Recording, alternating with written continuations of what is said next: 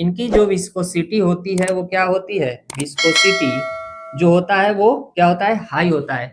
लेकिन इनकी जो विस्कोसिटी होती है, विस्कोसिटी जो होता है वो क्या होता है, कम होता है। क्लियर है? तो इनके कंपैरिजन में जो है इनका विस्कोसिटी क्या होता है, कम होता है। इसलिए हम क्या करते हैं कि इन सभी चीजों का यानी कि अल्कोहल का या फिर सल्फ्यूरिक ईथर का या फिर क्लोरोफॉर्म का यूज करते हैं। क्लियर है? तो अब देखिएगा आपने क्या किया कि इसमें लिक्विड को यूज कर लिया, इसका जो विस्कोसिटी होता है वो क्या होता है, कम होता है। क्लियर है? और क्या होता है, इसकी फ्रीजिंग पॉइंट जो होती है, फ्रीजिंग पॉइंट यानी कि फ्रीजिंग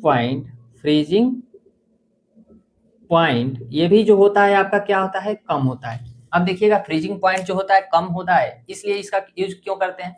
अब आप मान लीजिए क्या कि अभी तो राजस्थान में आप लेवलिंग कर रहे हैं या फिर उत्तर प्रदेश में, तो अभी गर्मी है तो यहाँ लिक्विड ये आपका आइस में कन्वर्ट नहीं होगा। लेकिन यदि इस बबल ट्यूब में जो है यदि आप क्या भर दिए, वाटर भर दिए, और इस लेवलिंग को आपने क्या किया कि अब आप इंजीनियर बन गए, अब बीआरओ के द्वारा क्या हुआ कि आपको प्रोजेक्ट मिल गया, कहाँ, लद्दाख में मान लेते हैं। ठीक है? तो वहां आपने क्या किया कि इस बबल ट्यूब में आपने वाटर को फिल कर दिया, और वाटर को फिल करके और आप क्या कर रहे हैं कि लेवलिंग वर्क। तो अब बताइए कि लद्दाख में जब आप क्या कर रहे हो कि लेवलिंग वर्क कर रहे हो, तो वहां क्या होगा कि वाटर जो है इसमें क्या हो जाएगा कि जम जाएगा, यानी कि आइस हो जाएगा। क्लियर है? तो आइस हो जाएगा, तो अब बताइए कि आपको पता चल पाएगा कि लेवलिंग इंस्ट्रूमेंट जो है वो कब आपके लेवल में है। तो आप कहेगा कि बिल्कुल सर नहीं पता चल पाएगा। तो इसलिए हम ऐसा यूज करते हैं लिक्विड का जिसका क्या हो, फ्रीजिंग पॉइंट भी हो, कम हो।